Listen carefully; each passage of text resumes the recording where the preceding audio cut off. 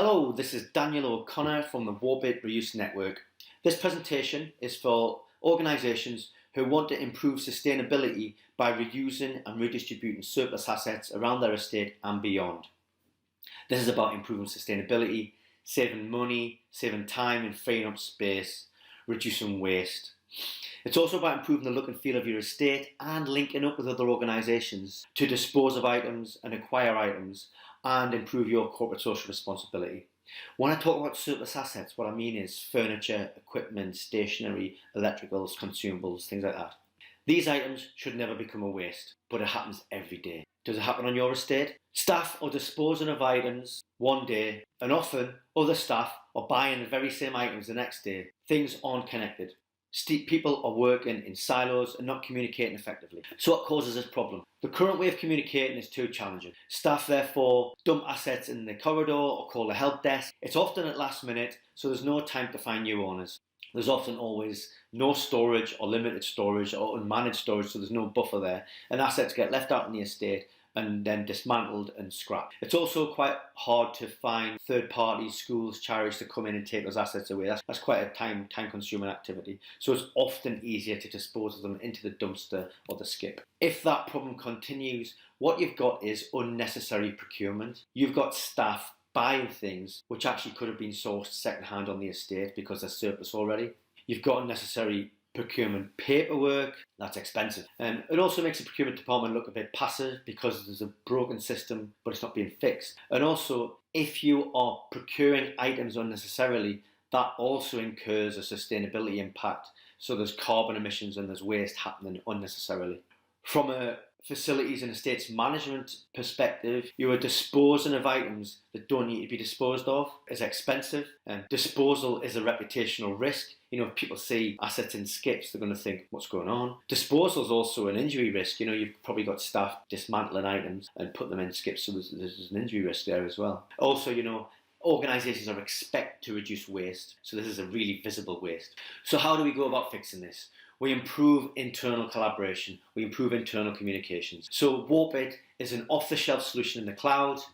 We make it really easy to reuse and redistribute surplus assets using an online marketplace within organisations and between organisations, and we track all of those trades from an environmental point of view, from a finance point of view. We make it really easy for staff to dispose or acquire assets quickly and ethically. It's really easy to set up, it's really easy to use, it's easier than buying new, it's easier than disposal, and that encourages decluttering. So on the day-to-day churn of stuff on an estate, it makes it really easy for staff to add items and find homes for items. It's also really popular for the building clearance process and the decant process, and it's really easy to add items. There's photo libraries, there's predictive categories and all that sort of thing. What happens? We give our customers their own landing page which they can brand. This lives in the cloud or on your internet site. We create a marketplace where the buyers on your estate can come to check what assets are surplus to requirements. This means your buyers aren't calling the procurement department, they're not calling the storage manager. They go straight onto the marketplace and they can see what assets are available across the estate. This means it's really easy and increases participation. When they click into an asset, they can see all the necessary details they need to make an effective trade. The system tracks who gets what, sends automatic notifications to logistics, sends automatic notifications to all the parties. As well as furniture, you can use the system to trade more challenging items like electricals and things from a clinical environment. The administrator can control users, give them certain permissions, control categories, control partners. So there's lots of controls in there to mitigate any risk and make sure that the system matches your policies and procedures. There's two facilities within the system that mean that we encourage point-to-point trades. So trades between the person adding the item, the person claiming the item. One of these mechanisms is the wish list. That means that, if I do a search today and I can't find a cabinet, I can add cabinet to my wish list. And that means anyone who adds a cabinet, I'll get a notification straight away. There's a few benefits to that. One is I don't need to keep logging in to check the system. I get an automatic notification. The second benefit is the disposer finds a home for the asset straight away, so they will use the system again. The third benefit is the asset gets transferred from A to B, not A to store to B, so it cuts out that double handling, cuts out that reliance on storage.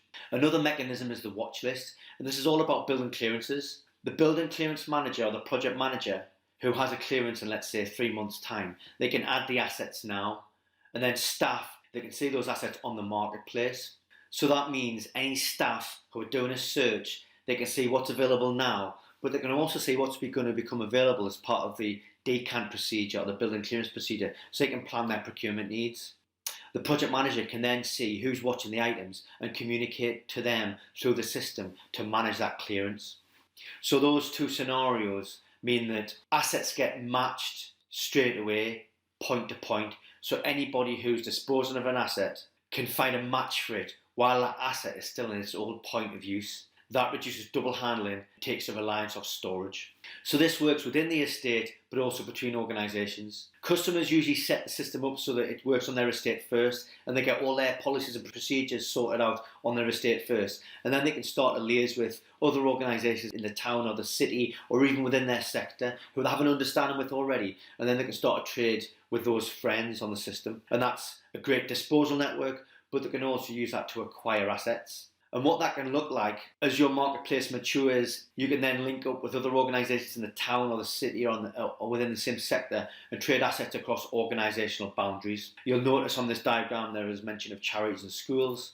Well, this is about corporate social responsibility, and donating your assets to organisations like charities and schools increases your social impact. You can use this system to pass your surplus assets into the charities and the school sector to increase your corporate social responsibility. If you're scrapping assets now, you can actually pass them to these organisations who really need them.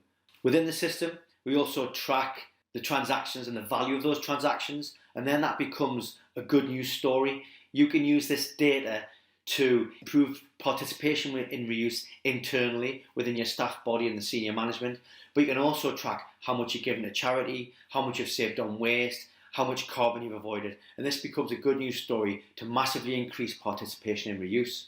What impact is this system having? Well, we've saved 18 million in the UK university and health sector only, for example. You can see on this page on our website, which I'll link to in the description, these are monthly savings of our top 10 performers, carbon savings, return on investment, waste avoided, donate to charity, and you can use these metrics to improve the management of your system. What are our customers saying?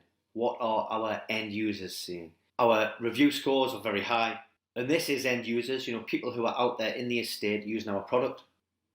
So this is what our end users are saying. Again, I'll link to this in the description, but if you read down here, what you'll notice is they say it's really easy to use.